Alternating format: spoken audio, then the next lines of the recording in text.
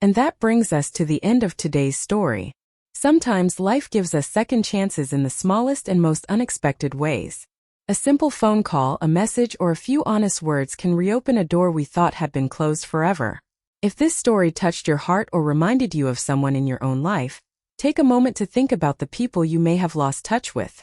Sometimes, all it takes is one message to start a conversation that could change everything.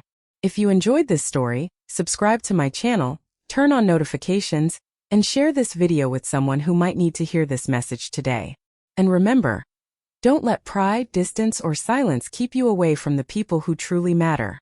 Thank you for watching. Stay with us for the next story, because you never know which one might speak directly to your heart. Until next time, take care, stay kind, and never be afraid to make the first call. You don't need the perfect timing. You just need honesty, because tomorrow is never guaranteed. And relationships don't survive on memories alone. They survive on effort. They survive on communication. They survive when people choose each other even after misunderstandings, disagreements, distance, and time. Ethan learned that lesson later than he should have. But he learned it. And maybe that's the important part. It's never too late to understand something that can change the rest of your life. So if someone matters to you, let them know. Don't assume they already know. Don't let pride speak for you. Don't let silence make decisions on your behalf. And don't wait years to discover that both of you were simply waiting for the other person to call. Sometimes one small decision can reopen a door you thought was permanently closed. Sometimes one conversation can change everything. And sometimes, all it takes is answering the phone. If you enjoyed this story, subscribe to the channel, turn on notifications, and stay connected for more emotional stories about relationships, family, second chances, and the moments that quietly change our lives. Until the next story, remember, people may forget many conversations, but they rarely forget how you made them feel. And if someone you love is still waiting to hear from you, maybe today is the day you finally call. Afraid that too much time had passed. But time does not always destroy relationships. Sometimes what destroys them is the belief that time has already destroyed them. That's different. And that difference matters. Because if the relationship is truly gone, there may be nothing you can do. But if it is simply buried beneath years of silence, there may still be a way back. Not always. Not perfectly. But sometimes. And sometimes is enough to try. One rainy evening, years after that original phone call, Ethan was sitting in his apartment. The same apartment. The same window. The same clock. He heard rain tapping against the glass. His phone vibrated. He looked at it. Maya's name appeared. This time he smiled immediately. He answered. Hey. Her voice came through. Are you busy? No. Good. What's up? She laughed. I just wanted to hear your voice. Ethan smiled. That's all. That's all. He looked toward the clock. Tick, tick, tick. The sound no longer reminded him of loneliness. It reminded him of time, of second chances, of people, of conversations, of how easily life can change when you stop waiting. Ethan leaned back. How's everyone? Maya began telling him about her day. Nothing dramatic. Nothing extraordinary. Just ordinary life. And Ethan listened, because he had finally learned something he should have understood years earlier. Sometimes the most valuable moments aren't the ones that change your life instantly. Sometimes they're the small moments that quietly put your life back together. A phone call. A conversation. A visit. A laugh. A shared meal. A second chance. And perhaps that is why the call we almost ignore can become the call we remember forever. If this story reminded you of someone, don't just sit there thinking about it. Maybe send them a message. Maybe make the call. Maybe say the words you've been postponing. You don't need a perfect speech. Not because something extraordinary happened that night, but because something ordinary happened at exactly the right moment. A phone rang. A man answered. Two people who had been silent finally spoke. And a family that had been separated by pride began finding its way back to one another. The world often teaches us to chase dramatic moments, big opportunities, major achievements, life-changing events. But sometimes the most important moments are incredibly small. A message, a knock, a handshake, a hug, a simple, "How are you?" A simple, I miss you. A simple, I'm sorry. A simple, can we talk? We don't always recognize those moments while they are happening. We only understand their importance later. That is why you should never underestimate a conversation. You never know what it might repair. You never know who needed to hear from you. You never know whether the person on the other side of the phone has been waiting for your name to appear. And you never know how much courage it took for them to press call. So if there is someone you have been thinking about lately, maybe don't wait. If you owe someone an apology, consider giving it. If you miss someone, tell them. If there is a misunderstanding, talk about it. You don't have to promise that everything will return to the way it was. You don't have to erase the past. You don't even have to know what the conversation will lead to. You simply have to be willing to begin. Because sometimes beginning is the hardest part. And sometimes beginning is all that is needed. Ethan never forgot the lesson of that rainy evening. He had believed for years that he was alone because people had stopped caring. But the truth was more complicated. People had cared. They had simply been waiting. And perhaps some of them had been waiting because they were afraid. Afraid of rejection. Afraid of being blamed. Afraid of reopening old wounds. The friend you think doesn't care might be afraid you don't care. The family member you believe has forgotten you might still be checking their phone. The person you haven't spoken to in years might still remember your voice. Sometimes pride looks like strength, but it isn't. Sometimes silence feels like protection, but it can become a prison. And sometimes saying, I'm sorry, isn't admitting that you were completely wrong. It is simply admitting that the relationship matters more than your pride. Ethan had spent years protecting himself from uncomfortable conversations. But in doing so, he had also protected himself from connection. He had avoided pain. And accidentally avoided happiness too. That's the strange thing about emotional walls. They keep bad things out. But they also keep good things out. You can't build a wall around your heart and expect only sadness to remain outside. Love stays outside too. Friendship stays outside. Family stays outside. Forgiveness stays outside. Even joy can have trouble getting through. So perhaps the question isn't whether you have people in your life. The better question is whether you are allowing them into it. Are you calling the people you care about? Are you checking on them? Are you telling them when something is wrong? Are you apologizing when you should? Are you listening when someone tries to explain themselves? Are you still waiting for someone else to make the first move? Because one day there may be no first move left to make. Time doesn't send warnings. That's what makes it so dangerous. A year can disappear. 5 years can disappear. 10 years can disappear. And eventually you may find yourself sitting alone, looking at an old photograph, wondering why you waited so long. Ethan was lucky. His phone rang. He almost ignored it. But he answered. That one decision changed everything. A few years later, Ethan would think about that rainy evening often. It was the awkwardness of people rebuilding something, not strangers avoiding one another. His father said, "Call when you get home." Ethan nodded. "I will." Maya walked him to the car. Before he left, she said, "Ethan." He looked at her. "Thank you for answering." He smiled. "I almost didn't." "I know." "How?" "Because I almost hung up." They both laughed. Then Ethan got into the car. He drove away. This time he didn't turn on the radio. He didn't need to. The silence felt different. It no longer felt empty. It felt peaceful. Months passed. Ethan kept his promise. He called Maya. He visited his father. He spoke with Helen. He began answering messages instead of ignoring them. He started accepting invitations from coworkers. He stopped using busyness as an excuse. And slowly his apartment changed. The television was still there. The laptop was still there. But the silence was no longer permanent.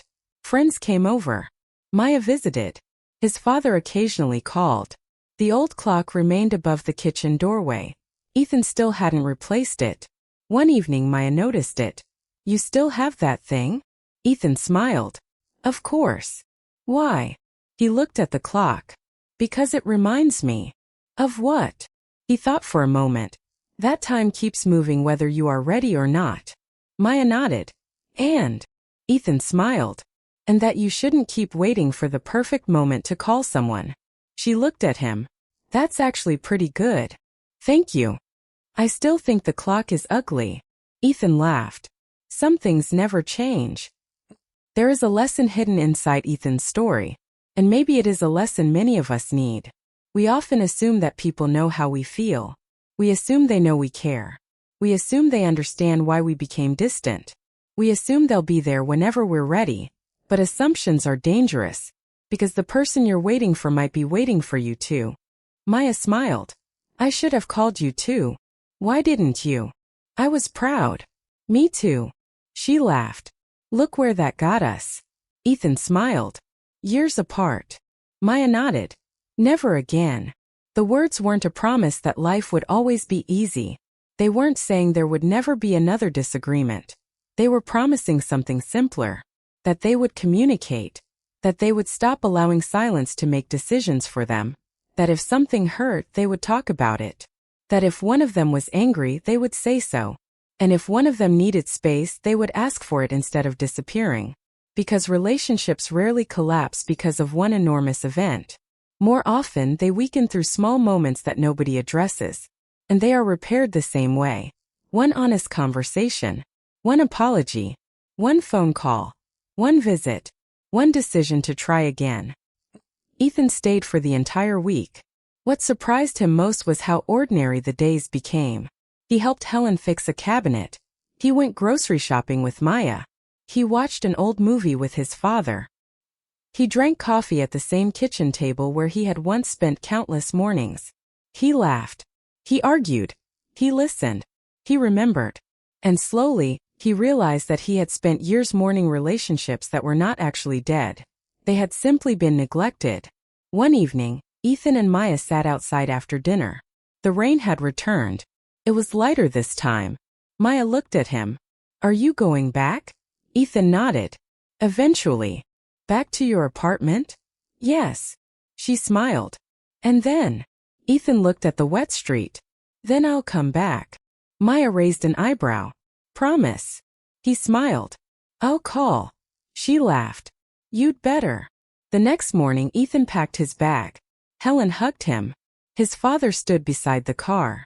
There was still awkwardness between them, but it was different now. They talked about work, the weather, the drive, the house. Then, eventually, the conversation reached the past. His father looked down. I was hard on you. Ethan didn't answer. I thought being strict would make you stronger. I know. I was wrong. Ethan looked at him. His father continued. I didn't know how to say that. Why didn't you call? His father looked surprised. I thought you didn't want to hear from me. Ethan stared at him. I thought you didn't want me around. His father closed his eyes briefly. So we both waited. Ethan nodded. Apparently. His father gave a sad laugh. Years wasted. Ethan looked toward the window. Maybe. His father turned to him. I'm sorry. The words were simple. But Ethan had imagined hearing them for years. Now that they had finally arrived, he didn't know what to do with them. He swallowed. I'm sorry too. His father looked at him. For what? For leaving. His father shook his head. You were hurt. So were you. Neither spoke. Then his father reached across the table. Ethan looked at the hand. For a moment he hesitated. Then he placed his own hand over it. It wasn't a dramatic reconciliation. There was no music. No perfect speech. No sudden erasing of the past. Just two people sitting across from one another, finally admitting that they had both been hurt. And sometimes that is where healing begins. Not when someone wins. Not when someone proves they were right. But when two people stop trying to win and start trying to understand. That evening, Ethan returned to Maya and Helen's house. Maya was waiting. She looked at his face. You saw him. Ethan nodded. How was it? He smiled. Complicated. She laughed. That's probably the most accurate answer. They sat together. Ethan told her what happened. Maya listened. When he finished, she said, I'm glad you went. Me too. Then Ethan looked at her. I should have called you. I don't know what I'd even say. You don't have to know. What if he blames me? What if he doesn't? Ethan looked at her. She shrugged. You've already imagined the worst version. Maybe give reality a chance. He smiled. Since when did you become wise? Since you disappeared. They both laughed. That afternoon, Ethan took a walk through the neighborhood. He passed the park where he and Maya had once spent entire afternoons. The old bench was still there. He sat down. For the first time, he allowed himself to admit something. He had been waiting for someone else to rescue him from his loneliness. But no one could do that. He had built the walls himself. Only he could decide to open the door. That evening, Ethan asked Maya a question.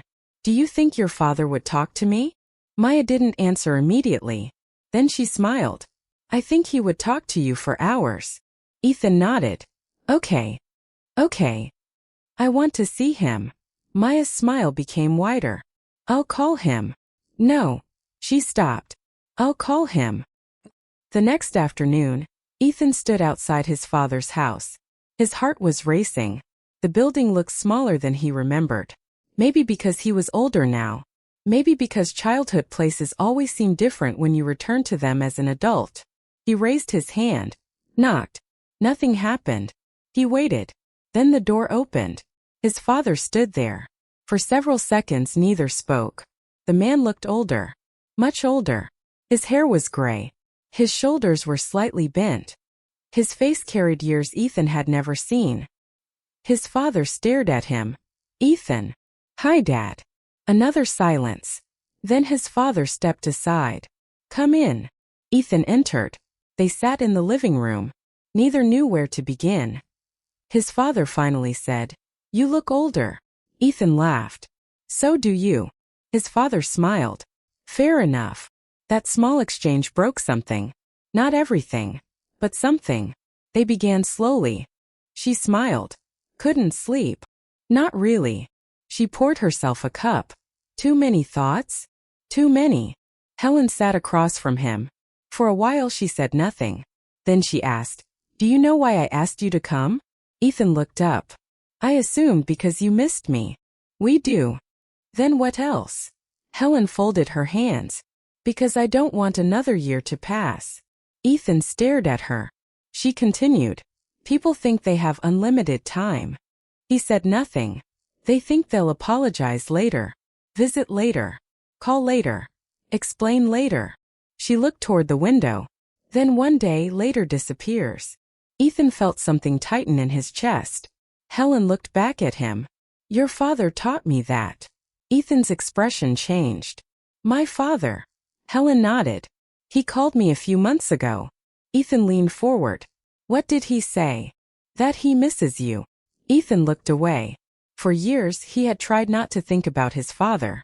Hearing those words brought everything back. I don't know if I can talk to him. You don't have to do anything you're not ready for. Then why tell me? Because you deserve to know. Ethan stared at his coffee. Does he want me to visit? Helen shook her head. He didn't ask. Why? Because he's afraid you'll say no. The room became silent. Ethan hadn't expected that. His father afraid of rejection?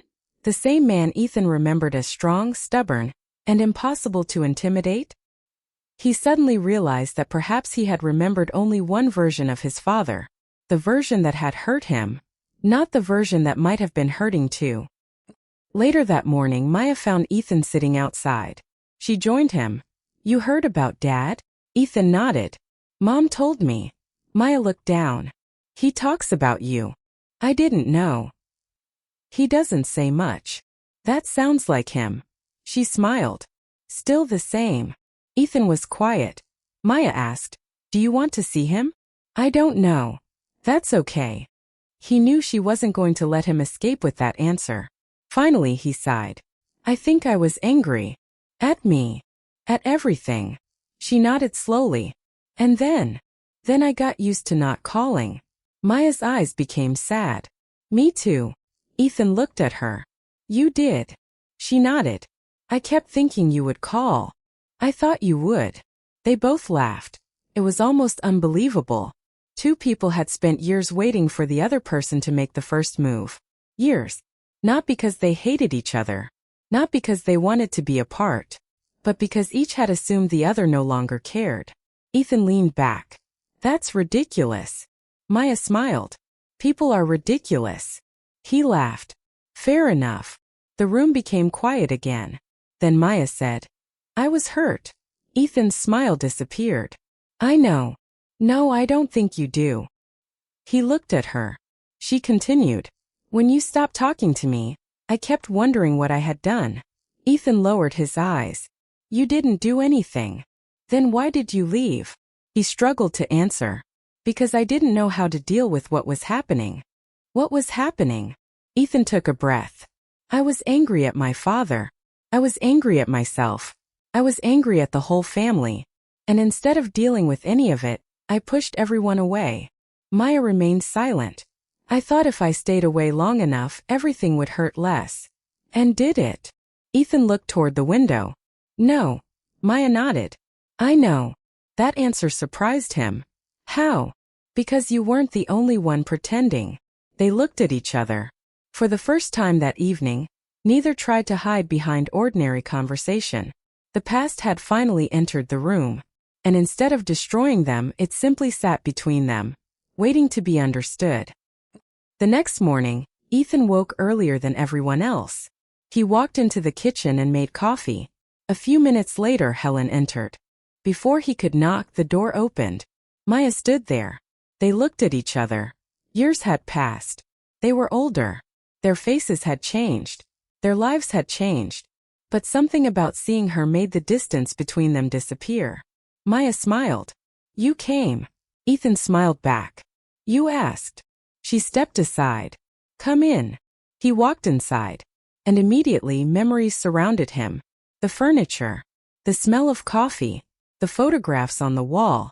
The hallway. The old wooden cabinet. Everything looked almost exactly as he remembered. Helen was waiting in the living room. When she saw him, her face softened. You're finally here.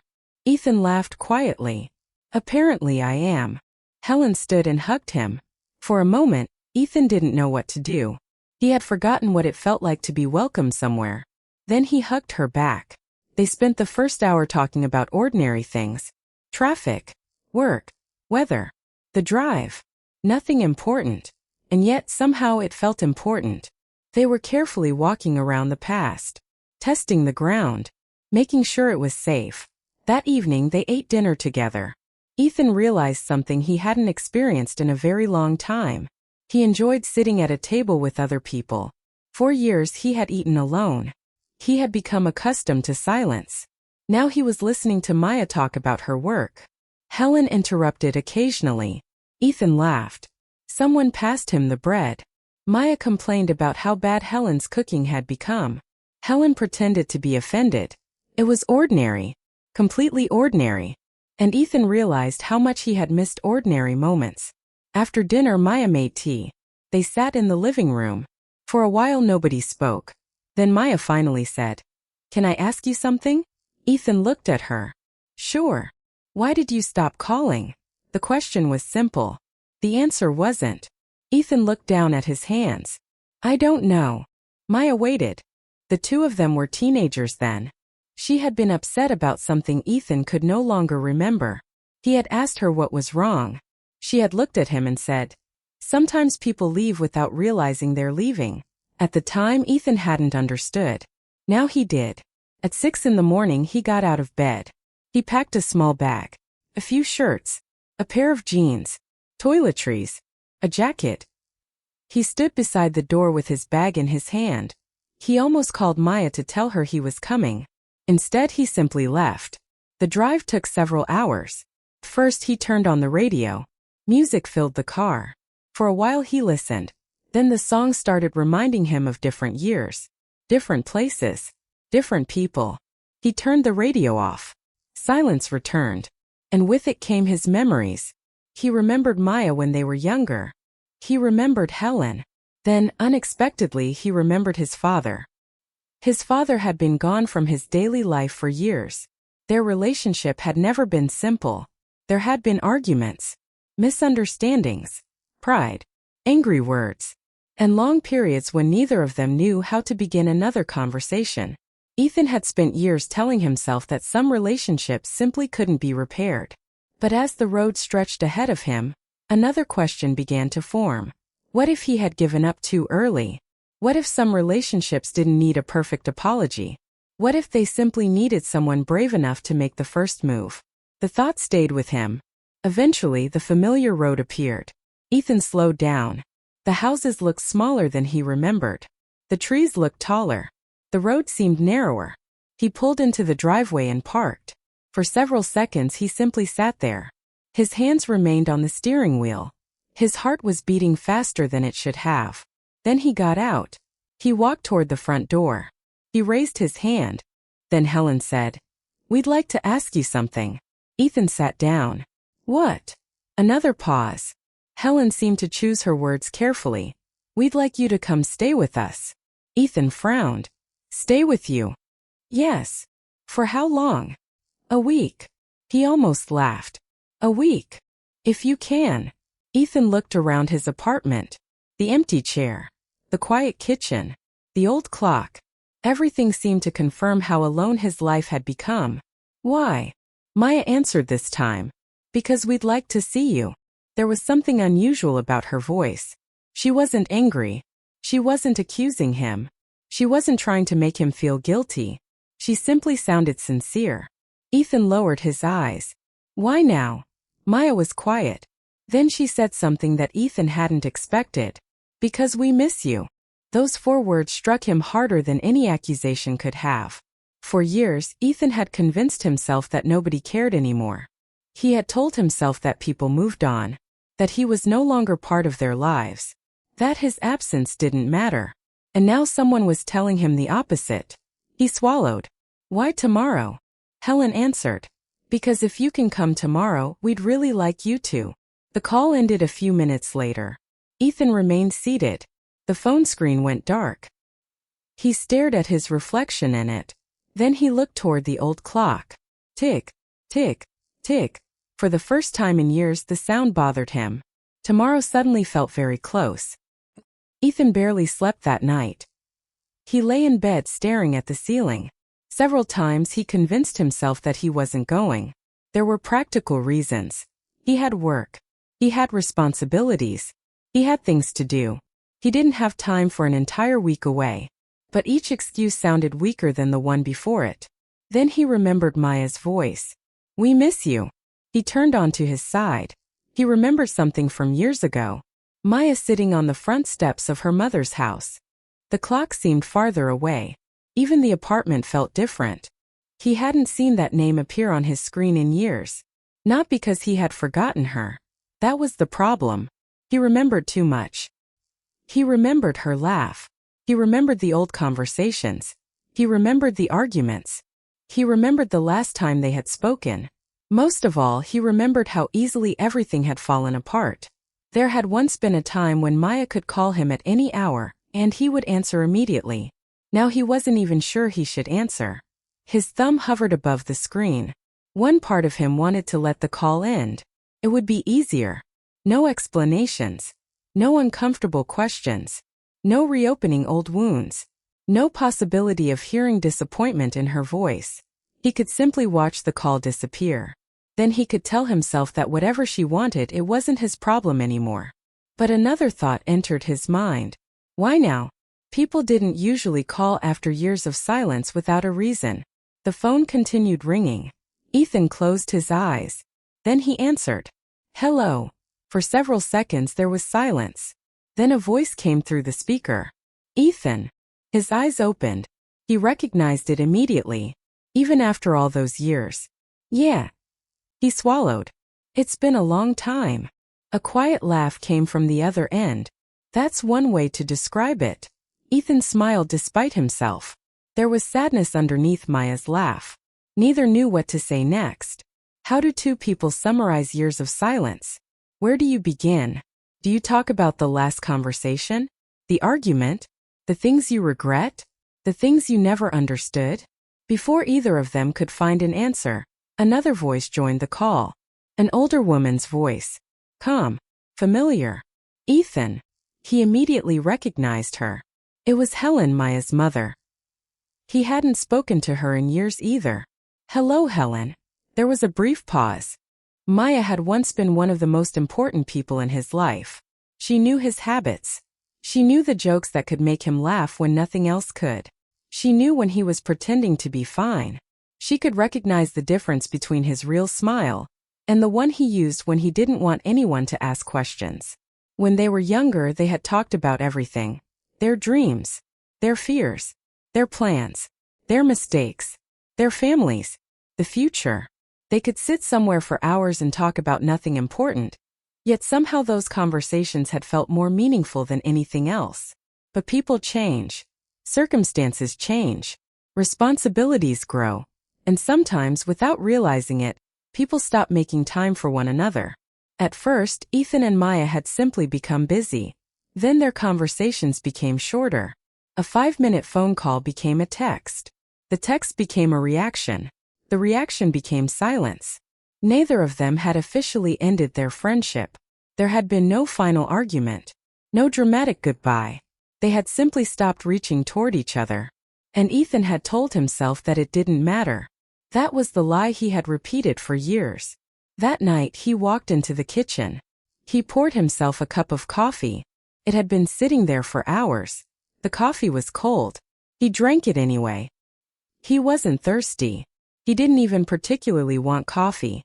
He just needed something to do with his hands. He carried the cup back toward the living room. Then his phone vibrated. Once. Ethan looked at it. The vibration stopped. He ignored it. A few seconds passed. The phone vibrated again. Ethan frowned. He wasn't expecting anyone. The phone became silent. Then it rang. This time, Ethan walked toward the coffee table. He picked up the phone. He looked at the screen and froze. One name appeared there. Maya. For several seconds he didn't move. The rain seemed quieter. Drops of rain slowly traveled down the glass, joining one another before disappearing at the bottom of the frame. He watched them for several seconds. He had become very good at being alone. Other people thought it was a choice. His coworkers often invited him out after work. Come on, Ethan. Just one evening. Maybe next time. You always say that. I've been busy. He always had an explanation. Sometimes the explanation was even true. But there was another truth underneath all those excuses. Ethan had learned how to avoid people before they had the chance to disappoint him. Whenever conversations became too personal, he changed the subject.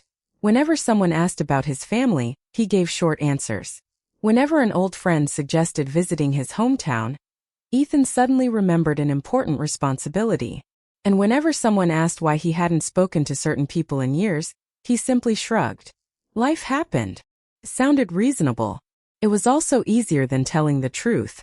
The truth was that Ethan had slowly allowed people he once loved to become strangers. It had not happened in one terrible moment. That would almost have been easier. Instead, it happened gradually. One unanswered message. One missed call. One birthday forgotten. One argument that ended without an apology. One holiday spent somewhere else. One sentence spoken in anger. One promise postponed. Then another. Then another. Months passed.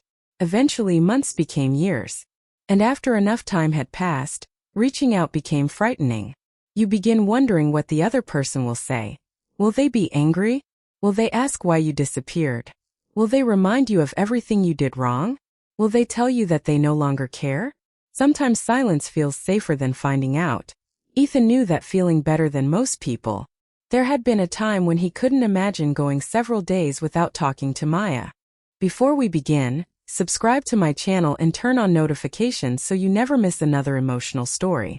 And if you've ever drifted away from someone you once cared about, stay with me until the very end.